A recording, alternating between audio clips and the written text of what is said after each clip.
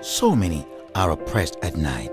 Now the word of God will arise like fire and hammer to stand in your defense, to give you a good night's sleep. Sins that you're carrying, the guilt of the sins you are carrying, just give them over to God.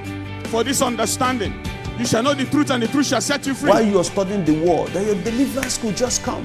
God could just give you solutions to the problem. God has given Pastor Mike the mandate to speak his word into the lives of people to prepare them for bed just before you go to bed. Jesus is Lord and heaven is our destination. Watch us every Tuesday, 7 p.m. and Fridays, 7:30 p.m. here on Ben Television. Watch us just before you go to bed. Praise God. You're welcome to the announcement of New Life Assembly, a parish of the Redeemed Christian Church of God. First of all, the women of our parish will be celebrating their Women's Day this coming Friday, being the 25th of October, to Sunday, being the 27th of October. Everybody is welcome to come and celebrate with the women. Ten eerste zullen de vrouwen van onze parochie hun Vrouwendag vieren, vanaf 25 oktober tot 27 oktober. Iedereen is welkom om met hen samen te vieren. There shall be 1 week of fasting for all members of New Life Assembly in preparation of the gathering of warriors. Alle leden van New Life Assembly moeten een week vasten ter voorbereiding van het programma Samenkomst de Strijders. The fasting will start tomorrow, being Monday the 21st of October, and it will continue till Sunday the 27th of October. Het vasten zal beginnen morgen, maandag 21 oktober, tot zondag 27 oktober. May God remember you as you partake in this fasting. God zal u herinneren terwijl u deelneemt aan deze gevast. Stay tuned. We'll be right back.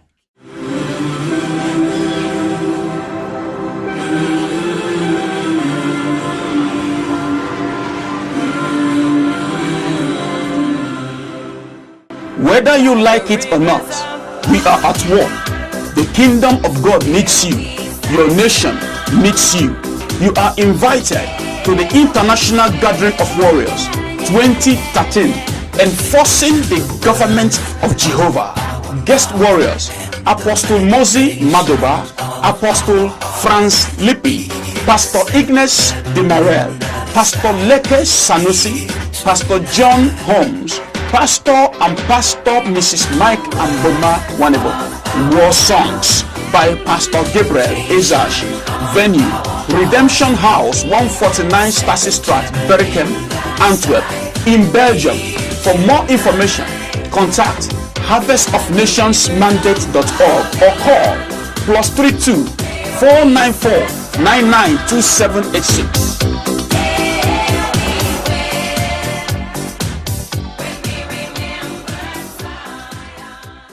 The Men's Day of this year is scheduled to take place on the 24th of November.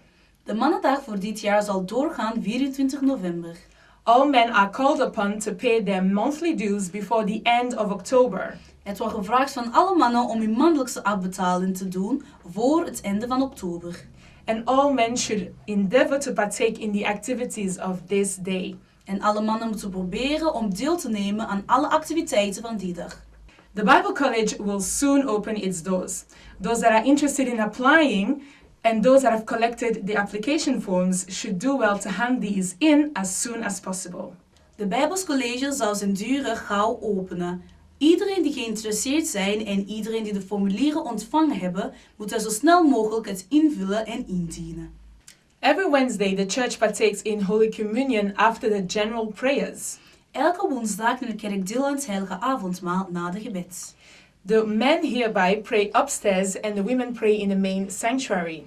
De mannen bidden boven en de vrouwen in de hoofdauditorium. We then come together and we take the Holy Communion. Daarna komen wij samen om deel te nemen aan het heilige avondmaal. Please do not miss this special time in God's presence. Alsjeblieft, mis deze speciale tijd niet in de aanwezigheid van God. All pregnant women should meet with Pastor Boma after every service for prayer. Alle zwangere vrouwen moeten Pastor Boma ontmoeten na elke dienst voor gebed. And this should continue until they deliver like the Hebrew women in Jesus' name. En dit moet blijven doorgaan tot ze bevallen als de Hebreeuwse vrouwen in Jezus' naam. Obey this divine instruction and God will bless you. Wees gehoorzaam aan deze goddelijke instructie en God zal u zegenen. The pastor wants our prayer level as a church to increase significantly. De pastoor wil dat onze gebedsniveau als een kerk sterk verhoogt. We can achieve this by studying our Bibles so that we can grow in the Lord. Dit kunnen wij doen door onze Bijbel te bestuderen, zodat we groeien in de Heer. For those that are here with us for the first time, we will run through the weekly activities. Zij die hier zijn voor de eerste keer, hier zijn onze wekelijkse activiteiten. On Monday, we have no church activity. Maandag hebben we geen kerkactiviteit. On Tuesday, we have time with Jesus from 7 p.m. till 9 p.m. Elke dinsdag hebben we tijd met Jezus, 's avonds om 7 uur tot 9 uur.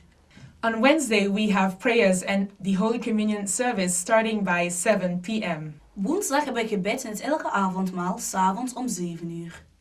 On Thursday, we also have no church activity. En donderdag hebben we ook geen kerkactiviteit. On Friday, we have the Women's Day program starting by 7 p.m.